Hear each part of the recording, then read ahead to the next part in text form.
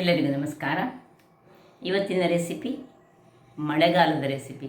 ಅದು ನಾವು ಕರಾವಳಿಗರು ಆಷಾಢ ಮಾಸ ಅಂದರೆ ಆಟಿ ತಿಂಗಳಲ್ಲಿ ಇದನ್ನು ಒಂದು ಬಾರಿಯಾದರೂ ಮಾಡ್ತೇವೆ. ಬಹಳ ಟೇಸ್ಟಿಯಾಗಿರುವಂತಹದ್ದು ಮತ್ತು ಆರೋಗ್ಯಕ್ಕೆ ಬಹಳ ಉತ್ತಮವಾದದ್ದು. ಹಾಗಾದರೆ ಯಾರೆಲ್ಲ ನನ್ನ ಚಾನಲನ್ನು ನೋಡ್ತಿದ್ದೀರಿ, ಯಾರೆಲ್ಲ ಇನ್ನೂ ಸಬ್ಸ್ಕ್ರೈಬ್ ಮಾಡಿಲ್ಲ, ದಯವಿಟ್ಟು ಸಬ್ಸ್ಕ್ರೈಬ್ ಮಾಡಿ ಸಪೋರ್ಟ್ ಮಾಡಿ ಅಂತ ಹೇಳ್ತಾ, ಈ ರೆಸಿಪಿಯನ್ನು ನಾನು ಹಿಂದೊಮ್ಮೆ ಮಾಡಿದ್ದೇನೆ. ಬಟ್ ಅದರಲ್ಲಿ ಅದು ಹೆಚ್ಚಾಗಿ ಈ ಬಾಣಂತಿಯರಿಗೆ ಕೊಡುವಂತಹದ್ದು. ಇದು ನಾವು ಹೀಗೆ ಎಲ್ಲರೂ ತಿನ್ನುವಂತಹದ್ದು. ಅಂದರೆ ಮಸಾಲೆ ಸ್ವಲ್ಪ ಹೆಚ್ಚು ಹಾಕಿ ಮಾಡಿದಂಥದ್ದು. ತುಂಬ ಮಸಾಲೆ ಹಾಕಲಿಕ್ಕಿಲ್ಲ, ಇದಕ್ಕೆ ಕ್ವಿಕ್ಕಾಗಿ ಮಾಡುವಂತಹದ್ದು. ಹಾಗಾದರೆ ಬನ್ನಿ ಯಾವ ರೀತಿ ಮಾಡುವುದೆಂದು ನೋಡೋಣ. ನಮಸ್ತೆ ಮಿತ್ರರೇ, ಇಲ್ಲಿ ನೋಡಿ, ಇವತ್ತೊಂದು ಮಳೆಗಾಲದ ರೆಸಿಪಿ. ನಿಮಗೆ ಕಾಣ್ಬೋದು ಕಪ್ಪು ದಂಟು, ಯಾವುದಾದ್ರು ಕೆಸುವಿನ ಕಪ್ಪು ದಂಟು ಆರೋಗ್ಯಕ್ಕಂತೂ ಬಹಳ ಉತ್ತಮ. ತುಂಬ ನ್ಯೂಟ್ರಿಯೆಂಟ್ಸಿಂದ ಕೂಡಿದಂತಹದ್ದು, ಡೈಜೆಷನ್ಗೆ ಸಹ ಬಹಳ ಒಳ್ಳೆಯದು, ಆರೋಗ್ಯಕ್ಕೆ ಬಹಳ ಒಳ್ಳೆಯದಾದ ಈ ದಂಟಿನ ಇವತ್ತೊಂದು ಗೊಜ್ಜು ಮಾಡೋಣ. ಅಂದರೆ ಇದರ ಚಟ್ನಿ ಅಲ್ಲ, ಚಟ್ನಿಯನ್ನು ನಾನು ನನ್ನ ಇದರ ಎಲೆಯಲ್ಲಿ ನೋಡಿ, ಕಪ್ಪಿನ ಎಲೆ ಹೀಗೆ ಇರ್ತದೆ, ಇದರ ಎಲೆಯಲ್ಲಿ ನಾವು ಪತ್ರೊಡೆಯನ್ನು ಸಹ ಮಾಡಲಿಕ್ಕೆ ಆಗ್ತದೆ, ಬಹಳ ರುಚಿಕರವಾಗಿ ಬರ್ತದೆ. ನಿನ್ನೆ ನಾನು ನಮ್ಮ ತೋಟದಿಂದ ಕೊಯ್ದಿಟ್ಟುಕೊಂಡಿದ್ದೇನೆ, ಬೆಳಗ್ಗೆ ಸುಲಭ ಆಗಲಿ ಹೇಳಿ. ಸೊ ಇದನ್ನೀಗ ಕಟ್ ಮಾಡೋ ಮೊದಲು ಯಾನೆಲ್ಲ ಸಾಮಗ್ರಿಗಳು ಬೇಕಂತ ನೋಡೋಣ. ನೀರುಳ್ಳಿ ಬೇಕು ಒಂದು, ಮತ್ತೊಂದು 5-6 ಎಳೆಯಷ್ಟು ಬೆಳ್ಳುಳ್ಳಿ, ಒಂದು ಸಣ್ಣ ಬೆಲ್ಲ ಒಂದು ಇಷ್ಟು ಬೇಕಾಗ್ತದೆ, ಒಂದು 20 ಗ್ರಾಮ್ಸ್ನಷ್ಟಾದರೂ ಬೆಲ್ಲ ಬೇಕು. ಕರಿ ಲೀವ್ಸ್ 2 ಕಾಯಿ ಮೆಣಸು ಬೇಕು, ಅದನ್ನು ಸ್ಲಿಟ್ ಮಾಡ್ಕೊಳ್ಳೋಣ. ಮತ್ತು ಇಲ್ಲಿ ಸಾಸಿವೆ 1 ಚಮಚ, ಒಂದು ಉದ್ದ ಮೆಣಸು, ಮತ್ತು ಸ್ವಲ್ಪ 1.5 ಚಮಚದಷ್ಟು ಈ ಸಾರಿನ ಪುಡಿಯನ್ನು ತೆಗೆದುಕೊಳ್ಳೋಣ. ಮತ್ತು ಇಲ್ಲಿ ಹುಳಿ ಒಂದು ಮುಖ್ಯವಾಗಿ ಬೇಕಿರುವುದು. ಇದಕ್ಕೆ ಹುಳಿಯನ್ನು ಸ್ವಲ್ಪ ಹೀಗೆ ಕಿವುಚಿಕೊಂಡು ಇಟ್ಕೊಳ್ಳೋಣ, ಅದು ಸ್ವಲ್ಪ ನೆನೆಯಲಿ. ಅಷ್ಟೊತ್ತಿಗೆ ನಾವು ಈ ಒಂದು ದಂಟನ್ನು ಯಾವ ರೀತಿಯಲ್ಲಿ, ಒಂದು ದಂಟನ್ನು ನಾನು ನಿಮಗೆ ತೋರಿಸ್ತೇನೆ ನೋಡಿ. ಹೀಗೆ ಕಪ್ಪಿನ ದಂಟು ಆರೋಗ್ಯಕ್ಕಂತೂ ಬಹಳ ಒಳ್ಳೆಯದು.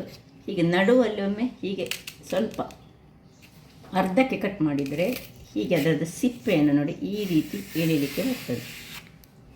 ಇನ್ನು ಈ ರೀತಿ ಸಿಪ್ಪೆಯನ್ನು ಎಳೆದು ಎಲ್ಲ ಸಿಪ್ಪೆಯನ್ನು ಸಹ ಹಾಗೆ ನೋಡಿ, ಅಥವಾ ಹೀಗೆ ಮಾಡಿದರೆ ಸಾಕು, ಸಿಪ್ಪೆ ತನ್ನಷ್ಟಕ್ಕೆ ಉದ್ದಕ್ಕೆ ಎಳೆದುಕೊಂಡು ತೆಗಿಲಿಕ್ಕೆ ಆಗ್ತದೆ. ಹೀಗೆ ಎಲ್ಲದರ ಸಿಪ್ಪೆಯನ್ನು ತೆಗೆದುಕೊಳ್ಳೋಣ. ಮೊದಲಿಗೆ ಒಂದು 10 ಅಥವಾ 8 ಸಾಕಾಗ್ತದೆ, ಒಂದು 4-5 ಮಂದಿಗೆ. ಸೊ ನೋಡಿ ಹೀಗೆ ಬರ್ತದೆ.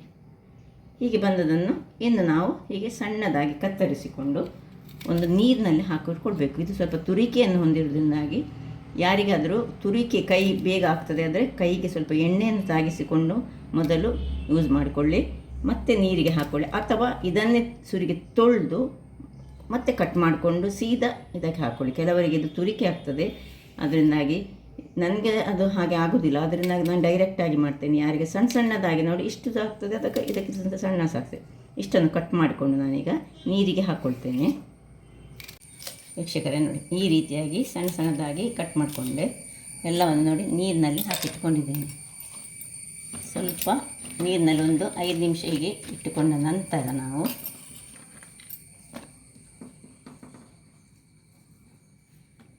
ಚೆನ್ನಾಗಿ ಈ ಕೈ ತುರಿಸುವವರು ಮಾತ್ರ ಹೀಗೆ ಕೈ ಹಾಕ್ಕೊಳ್ಬೇಡಿ. ಒಂದು ಯಾವುದಾದ್ರೂ ಒಂದು ಸೌಟಿನಲ್ಲಿ ಇದನ್ನು ಹೀಗೆ ತೆಗೆದುಕೊಂಡು ಹಾಕ್ಕೊಳ್ಳಿ. ಒಂದು ಪಾತ್ರೆಗೆ ಚೆನ್ನಾಗಿ ಟ್ರಾನ್ಸ್ಫರ್ ಮಾಡಿಕೊಳ್ಳೋಣ.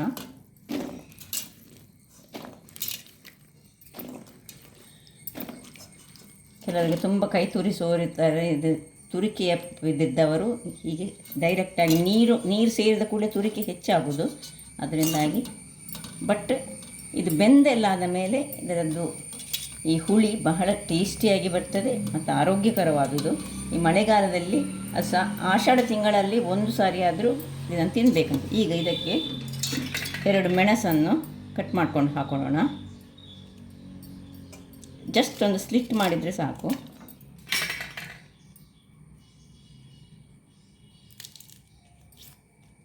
ಇನ್ನು ಒಂದು ಕರಿಬೇವಿನ ಸೊಪ್ಪು ಹಾಕ್ಕೊಳ್ತಿದ್ದೇನೆ. ಇಲ್ಲಿಗ ನೀರುಳ್ಳಿ ಮತ್ತು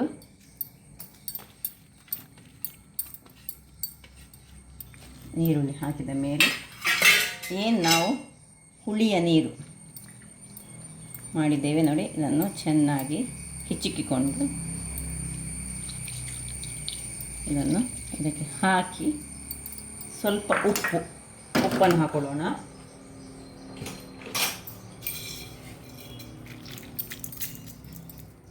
ಉಪ್ಪನ್ನು ಹಾಕಿ ಇದಕ್ಕೆ ತುಂಬ ನೀರು ಹಾಕುವ ಅವಶ್ಯಕತೆ ಇಲ್ಲ. ಇನ್ನು ಸ್ವಲ್ಪ ಈ ಹುಳಿಗೆ ಸ್ವಲ್ಪ ನೀರು ಹಾಕ್ಕೊಳ್ತಿದ್ದೇನೆ. ಇದಕ್ಕೆ ಚೆನ್ನಾಗಿ ಹುಳಿ ಹಾಕಬೇಕು. ಯಾವಾಗಲೂ ಹುಳಿ ಹಾಕಿದ ಕೂಡಲೇ ಅದರದ್ದು ಏನು ತುರಿಕೆ ಅಂಶಗಳೆಲ್ಲ ಉಂಟು ನೋಡಿ, ಅದೆಲ್ಲ ಮಾಯ ಆಗ್ತದೆ. ಸೊ ನೋಡಿ, ಇನ್ನು ಸ್ವಲ್ಪ ಮತ್ತು ಇನ್ನು ಏನು ಈ ನೀರು ಹಾಕುವ ಅವಶ್ಯಕತೆ ಇಲ್ಲ. ಈಗ ಒರೆಯನ್ನು ಉರಿಸಿ ಹೇಗೋ ಆಯಿತು, ಮುಚ್ಚಳವನ್ನು ಮುಚ್ಚಿಕೊಂಡು ಬೇಯಿಸ್ಕೊಳ್ಳೋಣ. ಒಂದು 4 ನಿಮಿಷಗಳ ಬಳಿಕ ನೋಡಿ ಇಷ್ಟು ಚೆನ್ನಾಗಿ ಇದು ಬೆಂದಿದೆ ನೋಡಿ. ಅದರಲ್ಲೇ ಹುಳಿಯ ನೀರಿನೊಟ್ಟಿಗೆ ನೀರು ಸ್ವಲ್ಪ ಬಿಡ್ತದೆ. ಇದು ಈ ದಂಟು ನೀರು ಬಿಡ್ತದೆ. ಸೊ ಪರಿಮಾಣ ಅಂತೂ ಸೂಕ್ತವಾಗಿ ಉಂಟು. ಈಗ ಇದಕ್ಕೆ ಬೆಲ್ಲ ನಿಮ್ಮ ಸಿಹಿಗೆ ತಕ್ಕಷ್ಟು. ಇದು ಸಿಹಿ ಸ್ವಲ್ಪ ಆದರೆ ಒಳ್ಳೆದಾಗ್ತದೆ. ಹುಳಿ ಅಲ್ಲ, ಅದು ಗೊಜ್ಜು ಅಂತ ಕರಿತೇವೆ, ಅಥವಾ ಕೆಸುವಿನ ದಂಟಿನ ಹುಳಿ ಅಂತ ಸಹ ಇದನ್ನು ಕರಿತೇವೆ. ಸೊ ಈಗ ಬೆಲ್ಲ ಹಾಕಿದ ಮೇಲೆ 1/2 ಚಮಚದಷ್ಟು ನಾವು ಸಾರಿನ ಪುಡಿ ಇಲ್ಲದಿದ್ದರೆ ನಾನು ನಿಮಗೆ ಹೇಳಿದ್ದೇನೆ. ನಾನು ಸಾರಿನ ಪುಡಿ ಹೇಳಿದರೆ ಏನಲ್ಲ, 2 ಚಮಚಕ್ಕೆ 1 ಚಮಚ ಜೀರಿಗೆ ಮತ್ತು 4-5 ಬ್ಯಾಡ್ಗೆ ಮೆಣಸನ್ನು ಹಾಕಿ ಪೌಡರ್ ಮಾಡಿದರೆ ಅದು ಸಾರಿನ ಪುಡಿಯೇ ಆಗೋದು. ಸೊ ಇಷ್ಟು ಹಾಕಿ ಇನ್ನು ಸ್ವಲ್ಪ ಹೊತ್ತು 2 ನಿಮಿಷಗಳ ಕಾಲ ಮುಚ್ಚಿಟ್ಕೊಳ್ಳೋಣ. ವೀಕ್ಷಕರೇ ನೋಡಿ, 2 ನಿಮಿಷ ಆಯಿತು. ಒಳ್ಳೆ ಗೊಜ್ಜಿನ ಥರವೇ ಆಗಿದೆ ನೋಡಿ, ಹೇಗೆ ಆಗಿದೆ. ಇನ್ನು ಸ್ವಲ್ಪ ಇದನ್ನು ಹೀಗೆ ಕೈಯಲ್ಲೇ ಇದರಲ್ಲಿ ಸೌಟಲ್ಲೇ ಈ ರೀತಿ ಮ್ಯಾಶ್ ಮಾಡ್ಕೊಳ್ಳೋಣ. ಇಷ್ಟು ದಪ್ಪ ಬೇಕಿದ್ರೆ ಇಷ್ಟು ದಪ್ಪ, ಅಥವಾ ನಿಮಗೆ ಅನ್ನಕ್ಕೆ ಇನ್ನೂ ಸಹ ಕಲಸಿ ತಿನ್ನಬೇಕಂತಿದ್ದರೆ ಸ್ವಲ್ಪ ನೀರು ಹಾಕ್ಕೊಡ್ಬೋದು ಬೇಕಿದ್ದರೆ.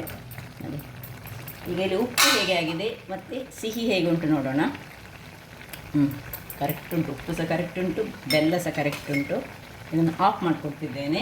ಈಗ ಅದಕ್ಕೆ ಒಂದು ಮೇನ್ ಬೇಕು, ತೆಂಗಿನ ಎಣ್ಣೆ ಒಗ್ಗರಣೆ. ಈಗ ಇಲ್ಲಿ ಒಗ್ಗರಣೆ ಒಂದು ಪಾತ್ರೆಯನ್ನು ಇಟ್ಕೊಂಡಿದ್ದೇನೆ. ಅದಕ್ಕೆ ಒಂದು 4 ಚಮಚದಷ್ಟು ಬೇಕು ಎಣ್ಣೆ. ಸ್ವಲ್ಪ ಜಾಸ್ತಿ ಹಾಕ್ಕೊಳ್ಬೇಕು, ಯಾಕೆಂದರೆ ಈ ಕೆಸು ಮತ್ತು ಕೆಸುವಿನ ದಂಟು ಬಹಳ ಉಷ್ಣಾಂಶವನ್ನು ಹೊಂದಿರುವಂತಹದ್ದು. ಹೆಚ್ಚಾಗಿ ಈ ಡೆಲಿವರಿ ಆದವರಿಗೆ ಬಾಡಿಯಲ್ಲಿರುವ ಕೆಟ್ಟ ರಕ್ತಗಳು ಅಂಶಗಳು ಹೋಗಲಿಕ್ಕೆ ಅದನ್ನು ಡೆಲಿವರಿ ಆದ 2ನೇ ದಿವಸದಲ್ಲಿ ಕೊಡಲಿಕ್ಕೆ ಶುರು ಮಾಡ್ತಾರೆ. 3 ದಿವಸ ಕೊಡ್ತಾರೆ. ಅದು ಅದಕ್ಕೆ ಮಾಡುವ ರೀತಿಯ ಸ್ವಲ್ಪ ಬೇರೆ ಇರ್ತದೆ. ಈಗ ಈ ಬೆಳ್ಳುಳ್ಳಿ ಒಂದು 5 ಎಳೆಯಷ್ಟು ಬೆಳ್ಳುಳ್ಳಿ ಹಾಕಿರ್ತೇನೆ. ಇನ್ನು ಒಂದು ಕಟ್ ಮಾಡಿದಂತಹ ರೆಡ್ ಚಿಲ್ಲಿ, 1 ಚಮಚ ಸಾಸಿವೆ, 2 ಎಳೆಯಷ್ಟು ಕರಿಬೇವಿನ ಸೊಪ್ಪು, ಇದನ್ನು ಹಾಕಿ ಒಮ್ಮೆ ಬೆಳ್ಳುಳ್ಳಿ ಸ್ವಲ್ಪ ಕಲರ್ ಚೇಂಜ್ ಆಗುವಾಗ, ಇದು ಒಡೆಯುವಾಗ ಇದನ್ನು ಆಫ್ ಮಾಡಿಕೊಳ್ಳೋಣ. ಆಫ್ ಮಾಡಿಕೊಂಡು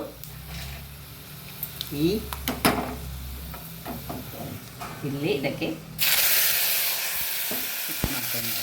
ಮುಚ್ಚಿಕೊಳ್ಬೇಕು. ವೀಕ್ಷಕರೇ ನೋಡಿ, ಒಂದು ಒಗ್ಗರಣೆ ಕೊಟ್ಟು 1-2 ನಿಮಿಷ ಹಾಗೆ ಇಟ್ಟುಬಿಟ್ಟೆ. ಘಮಘಮಿಸುವಂತಹ ಆರೋಗ್ಯಭರಿತವಾದ ಕೆಸುವಿನ ದಂಟಿನ ಒಂದು ರುಚಿಕರವಾದ ಗೊಜ್ಜು ರೆಡಿಯಾಗಿದೆ. ಅಥವಾ ಹುಳಿ ಅಂತ ಸಹ ಕರಿಬೋದು. ಅದು ತುಂಬ ಸ್ವಲ್ಪ ಹುಳಿಯಾಗಿ ಬಹಳ ರುಚಿಯಾಗಿ ಬರ್ತದೆ. ಆರೋಗ್ಯಕ್ಕಂತೂ ಬಹಳ ಒಳ್ಳೆಯದು. ಈ ಮಳೆಗಾಲದಲ್ಲಿ ಅಂತೂ 1 ಬಾರಿ ಆದರೂ ಮಾಡಿ ತಿನ್ನಲೇಬೇಕು. ನೀವು ಎಣಿಸಿರುವಿರಿ, ಇದು ಸ್ವಲ್ಪ ತಿನ್ನಲಿಕ್ಕೆ ಒಳ್ಳೆಯದಿರುವುದಿಲ್ಲ, ಬಹಳ ಚೆನ್ನಾಗಿರ್ತದೆ. ಸ್ವೀಟಿಗೆ ಸ್ವೀಟ್ ಇರ್ತದೆ, ಖಾರಕ್ಕೆ ಖಾರ ಇರ್ತದೆ, ಹುಳಿಗೆ ಹುಳಿ ಇರ್ತದೆ. ಉಪ್ಪು ಹುಳಿ ಖಾರದಿಂದ ಮಿಶ್ರಿತವಾದಂತಹ ಈ ಒಂದು ರುಚಿಕರವಾದ ಕರಾವಳಿಯವರು ಮಾಡುವಂತಹ ಒಂದು ಗೊಜ್ಜು ರೆಡಿಯಾಗಿದೆ. ಬಹಳ ಟೇಸ್ಟಿಯಾಗಿರ್ತದೆ. ಹಾಗಾದರೆ ನೋಡಿದ್ರಲ್ಲ ವೀಕ್ಷಕರೇ, ನನ್ನ ಈ ಕುಕಿಂಗ್ ಚಾನಲ್ ನಿಮಗೆ ಇಷ್ಟ ಆದರೆ ಬೋಳು ಸುವರ್ಣ ಚಾನಲನ್ನು ಲೈಕ್ ಮಾಡಿ, ಶೇರ್ ಮಾಡಿ ಹಾಗೂ ಸಬ್ಸ್ಕ್ರೈಬ್ ಮಾಡಿ.